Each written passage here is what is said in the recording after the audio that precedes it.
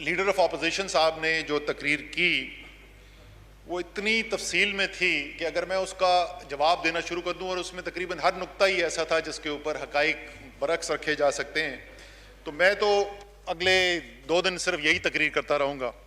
तो इसलिए मैं सिर्फ चंद बातें जो उन्होंने कही जो रिकॉर्ड की दुरुस्तगी के लिए या हमारा नुक्ता नज़र सामने रखने के लिए ज़रूरी है कि उनके ऊपर बात की जाए, और मुख्तसर मैं बात करूँगा इन चीज़ों के ऊपर।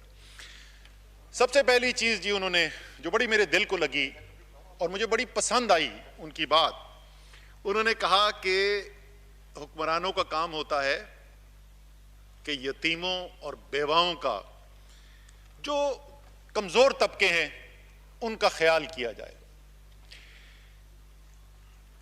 इस बात की मैं मुकम्मल तौर पे तायीद करता हूं और इसीलिए मुझे फ़ख्र है कि मैं एक ऐसी पार्टी का कारकुन हूं जिसके लीडर ने हुकूमत में आने के बाद नहीं, जिसने जिंदगी में अपनी इतनी बेवाओं और यतीमों की शौकत खानम के जरिए, नमल यूनिवर्सिटी के जरिए, इमरान खान फाउंडेशन के जरिए खिदमत की है कि शायद किसी और पाकिस्तानी ने ना की हो।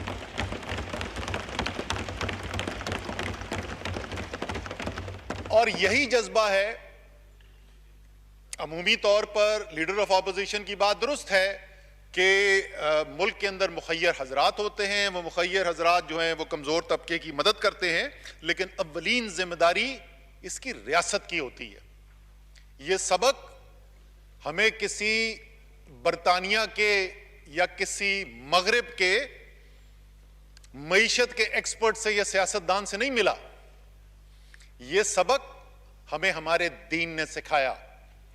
उस रियासत मदीना जिसका हम ख्वाब देखते हैं, ये दुनिया की पहली वेलफेयर सोसाइटी वहां पर बनी। रियासत ने जिम्मेदारी उठाई पहली दफा कि जो गरीब है, नादार है, कमजोर है, सबसे पहला हक उसका है रियासती वसाइल के ऊपर। तो ये जिम्मेदारी ये कह देना कि ये काम सिर्फ मुखय्यर लोगों का है और वो जाती हैसियत में लोगों की मदद करें, शायद अगर लीडर ऑफ ऑपोजिशन उन लोगों के साथ जाकर बैठें जो पनाहगाह के अंदर आते हैं, जिनको लंगर खाने से खाने को मिलता है, इज्जत एहतराम के साथ मिलता है, तो शायद वो कुछ मुख्तलिफ बात करें। और क्योंकि एक जाती यकीन है वजीर आजम का, इसलिए ये मुझे बड़ा फख्र है इस बात के ऊपर जो मैं आपको बताने जा रहा हूं कि प्राइम मिनिस्टर सेक्रेटेरिएट और प्राइम मिनिस्टर हाउस के अखराजात में 108 करोड़ रुपए सालाना की कमी करके ये काम किए जा रहे हैं।